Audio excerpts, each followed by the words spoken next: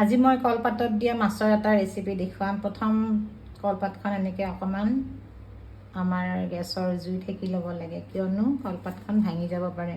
মই আগতে সেকি লৈছোঁ আৰু এবাৰ সেকি লৈছোঁ, দেখাই ৰেডি কৰি থৈছোঁ। এতিয়া মই দেখাম। এয়া মই মাছৰ কলপাতত দিয়া বনাবৰ কাৰণে ইয়াতে এইটো বনাই লৈছোঁ। সৰিয়হ, আদা, নহৰু পেষ্ট বনাই লৈছোঁ, হালধি, নিমখ, দৈ এনেকৈ দি পেলাই পেষ্টটো বনাইছোঁ। এতিয়া কলপাতটোত মই এনেকৈ প্ৰথম দি লৈছোঁ এইখিনি বস্তু, তাৰ ওপৰত মাছটো এনেকৈ দিছোঁ। মাছৰ ওপৰতো অকণমান ইটো বস্তু লেটিয়াই দিছোঁ, তেতিয়া খাই ভাল লাগে। এতিয়া মই কলপাতখন বান্ধিম।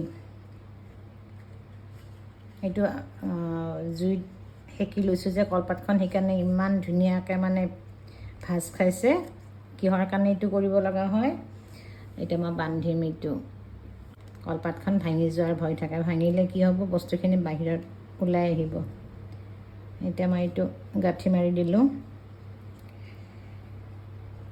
সূতা লৈছোঁ বেলেগ। আৰু আচলতে গাঁৱৰ ফালে কলপাতৰে এইটো বস্তু আছে ন, এইটোৰে গাঁঠি দিয়ে, এইটোৰে মই অসুবিধা পাওঁ, সেইকাৰণে সূতা লৈছোঁ।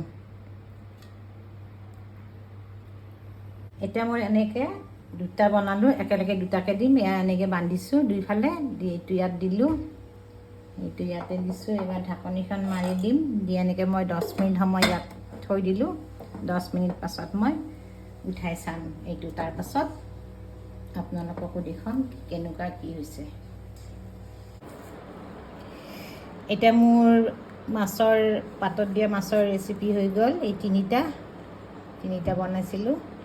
এতিয়া খুলি চাওঁ কেনেকুৱা ৰূপ লৈছে মাছকেইটাই, ভালেই হ'ব নিচিনা লাগে। এইটো এটা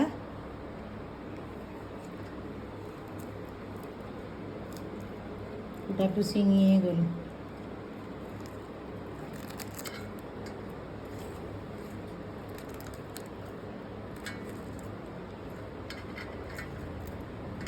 এইটো এটা পিচ,